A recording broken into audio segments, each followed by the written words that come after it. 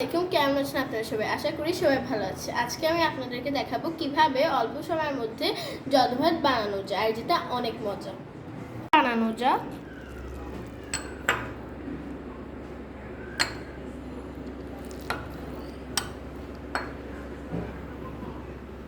আমি half cup pulao চাল, food colour আর লবণ দিয়ে আধা সিদ্ধ করে নিব। আধা সিদ্ধ হলে তখন ছেঁকে ফেলতে হবে। পরিমাণ মতো ঘি দিব, 4 চামচ চিনি, একটা তেজপাতা দিব, তারপর দিব এলাচি আর দারচিনি, তারপর দিব ফুড কালার,